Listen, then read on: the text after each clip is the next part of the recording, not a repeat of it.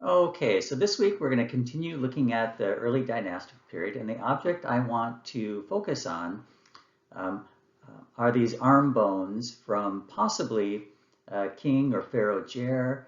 They date to about 3000 to 2900 BC. And just to give you our usual timeline, so we passed the Naqada period. Now we're into the early dynastic period, and I had given a short lecture on an overview of the early dynastic period, but as you can tell from the name, this means this is a time when the Egyptian government starts to form, where we have something that we're very familiar with, which are the pharaohs or the kings. Okay, so here's an image of the arm bone, and I'm hoping, let me see if you can see these bones. Like here's one of the arm bones, here's another one, and then here's the jewelry that I want to talk about. It's sometimes thought that this was actually Pharaoh Djer's arm. It's possible that it's the arm of one of his wives. So all these early tombs were tomb robbed. It looks like what someone ended up doing is putting this arm in a niche in the tomb, or a little wall sort of carved into the side of the wall, and it was placed in there. Not sure who did that or why they did it. Maybe they were protecting some of the materials that were originally buried with Djer. Anyway, there's some academic discussion on who these belong to. Okay, and this slide shows the actual tomb with the subsidiary tombs, and we've talked about these before. So the size of his tomb is fairly large. It is 21 by 20 meters, and it's this dark area in this tomb. And let me just point at it. It's right here. As you can see, this is 60 feet by 60 feet. It's a massive tomb, and we've seen these tombs getting larger and larger over the early dynastic period. And I talked about that in an earlier lecture. And then these are the subsidiary tombs. So these are thought to be tombs of officials, whether they were sacrificed, and we talked about this before, or if they died and then they were buried alongside of Pharaoh Djer. But anyway, it's a large tomb. We should be thinking about sustainability here and how much effort is being taken to build a structure this large, as well as all the subsidiary tombs and all the materials that are being buried with King Djer. And then this is a shot from the site. So this is the tomb structure, and then of course these are all the subsidiary burials, and you can see them in the background. So this is the stuff that I really wanted to talk about for a little bit. So this is the jewelry of the bracelets found on the arm. We don't have the arm bones anymore, unfortunately. There were 4 bracelets, and they were put together with coiled gold wire. And then if you look closely at some of these, and I've given you a website here, and you can find these just by typing in Djer jewelry. There were 4 of these, and they're made out of gold, turquoise, a precious stone called lapis lazuli, and then amethyst. And I have a map of where these are probably coming from. You also see in the top one, in this one here, you've got 27 of these little plaques. And I should probably have gotten you a close-up up here, but it looks like the Seraph, so a little palace facade. And on the top, you've got the falcon god Horus. Now, if you think about the Narmer palette, you've got some very similar imagery happening here. So these are the bracelets. These are what the bracelets are made of. And again, start thinking about sustainability, because this material had to be mined. It was, in some cases, brought from long distances. Think about the people who are mining these things. And this week, I've given you a couple articles on mining. And make sure you look at that second one, which shows some of the tools that these early Egyptians had to use. And in some cases, they're just stone, and you're breaking through the rock to get to these precious jewels. Okay, so here are some close-ups of these. So this one here is lapis lazuli. It's a beautiful stone. People still make jewelry. In fact, they make jewelry out of all of these. But where is this coming from? So this is coming from Afghanistan. And in the next slide, I will show a map with Egypt and where these areas are. So coming from quite a way. So there's some type of trade happening during this period with precious stones from Afghanistan.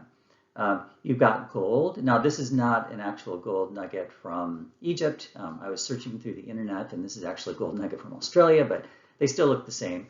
This is coming from the Eastern Desert and Nubia.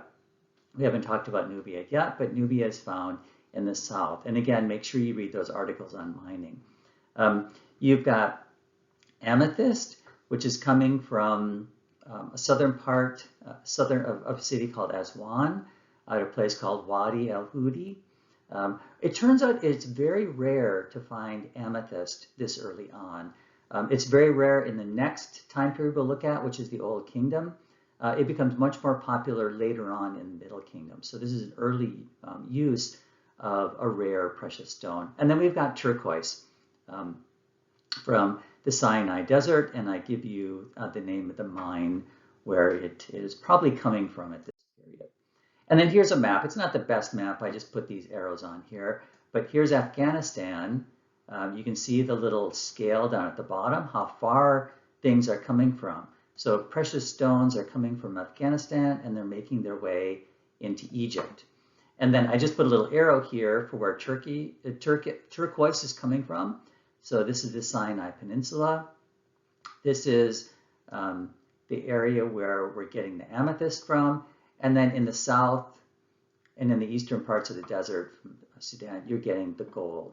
So all these precious jewels and gold had to be mined out of the ground. So there are workers out there with their hand picks and stones breaking through native rock.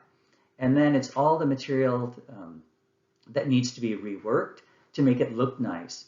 So these jewels don't come out, or gems don't come out of the ground looking really nice. They have to be polished, they have to be cut, they have to be set within the gold wire that I told you about.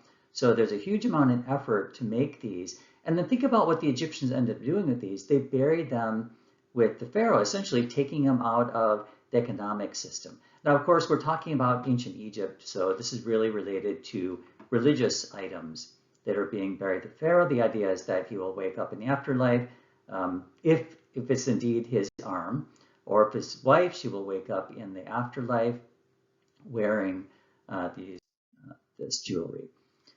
Now, related to all of this in the early dynastic period is the growth of these tomb structures.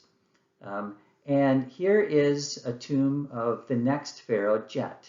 So this is Tomb Z, and if you remember, I gave an earlier talk on this and gave you some names of these tombs and some links you could look up. This is over 75 meters long, so 150 meters long. So these tombs, as time goes by, are getting bigger and bigger and bigger, which of course uses up more resources. There's more human labor involved in building these. And then, of course, you've got all the materials that are being collected from all over Egypt and outside of Egypt to be buried with the pharaoh. So all of this is related to sustainability. And I thought it'd be interesting to show you some of the other objects that are being buried close to this. So here are these things called boat pits. And when we get to the Old Kingdom, you will find that many of these pyramids, Great Pyramid, the other pyramids, have these boat pits. And so there are 14 boats found around Djet's tomb. And these are 54 to 63 feet long. So these are not short boats. And these are made out of wood that you don't get in Egypt. So this wood had to be imported into Egypt. And then these boats were then built and then buried in the sand surrounding Djet's tomb. And lots of other tombs also have these boats. So again, think about the economy, which is related to trade, which of course is related to agriculture. The Egyptians had to trade something to get these boats. Now, whether it was gold from their own area or these precious gems I just talked about, or agricultural material like wheat, barley, lentils, the things that they're growing, not quite sure. But then they take the wood and then they bury it. So again, it's taken out of the economy, but it's put into sort of the religious economy, if that's the way you want to think about it. Now you go along a little bit later. Now all of these tombs are underground so far. When you start getting into the early dynastic period, they start to build structures above ground. Now, this is another sort of piece in the puzzle where we think about where the pyramids come from. So you've got these very basic graves where someone dug a hole, put the body in, maybe put a mat over it, and then put them in sand. And then you get the brick-lined tombs in the pre-dynastic period. Now you get to the early dynastic period, you've got these much larger tombs that are underground. Now they're starting to build structures above, and this is called a mastaba. It's an Arabic word for bench because it looks like something you would sit on, but these are very large, and this is a reconstruction because it doesn't exist yet. And then you've got one of the other second dynasty pharaohs, Kasekmaw, and you can see that this is pretty massive, 204 feet by 120 feet. There's a central burial area, which is this area. It's now made of limestone. Before, these were made out of mud brick, and they start to use stone. And again, think about where all this is coming from. So there's copper tools found in here, stone vessels, tools made out of flint, which is a stone, and then pottery. Now, of course, in the pottery, you also have grain and fruit being buried in here. So there are lots of workers involved all over Egypt to build structures like this.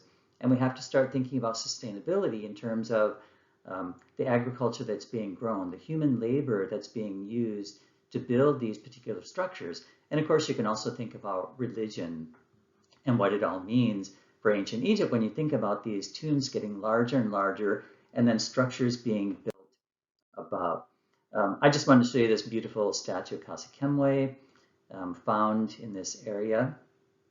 Again, think of the stone being mined, the stone being brought to the particular area, then the stone being worked by a workman, and then of course it's being buried in the tomb. And then this is a shot showing his tomb from sort of a side angle, so you can see what the real thing looks like.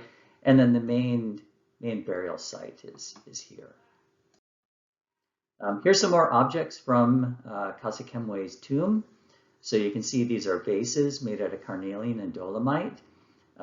These have gold covers, so pretty amazing workmanship. So again, think about sustainability and how these people have time to do that because they're growing agriculture. Surplus agriculture means people don't have to work in the fields and they can do other things like make these amazing pots. And then of course the gold has to be mined out and then worked somewhere. Here is a pretty amazing building structure. It's 400 feet by 210 feet with mud brick facade, which is the front, which is this here. Now, these particular walls are 16 feet thick and as high as 66 feet. So here you're getting probably some type of enclosure. It could have been Kasekmaw's palace. There's some debate in the scholarship about what this actually is. But this is a massive structure. I mean, 16 feet thick walls, 66 feet high, pretty large dimensions. So think about all the people that are having to work to put this all together. Now, all of them need to be fed. They all need to have water, more likely beer they were drinking because that becomes a popular drink to drink later because it's safer than drinking water. So this is a massive effort on the Egyptian government to put all this together. And of course, it tells you about politics. So how the pharaoh has enough political leverage to get people to put all this together. It talks about economy because you need wealth to be able to put all this together. And of course, the wealth is coming from agriculture. All that is being thrown into making these buildings, which essentially become tombs, or in this case, it might be a palace. So I just did a little bit this summary in the last slide for you, but what can all this tell us about the early dynastic period? Certainly there's a political structure where you've got pharaohs. We can look at other items like art, excuse me, which shows the pharaoh and the society that's built around all of this. You can look at bureaucracy. So again, politics or government. You've got not only the burials of the pharaohs, but you have administrators being buried in these subsidiary burials. And think about all the resources that are being spent on all of this. You've got a bit of writing. So I talked about a tomb in a lecture or two ago where all these jars are found with these labels on them. So you start to see writing, very basic pictograms, pictures of things, and then they start to form sentences, and this is where the written language comes from.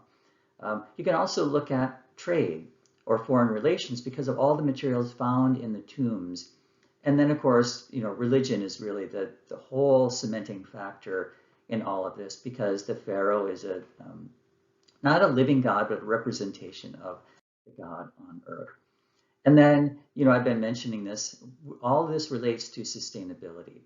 So we've got the evidence of pharaohs and the tomb sizes. We've got the administrator tombs. We do know that very early on in the first or second dynasties, that the government is starting to take a census. Now they're counting people, and in the second dynasty, they start to count the cattle.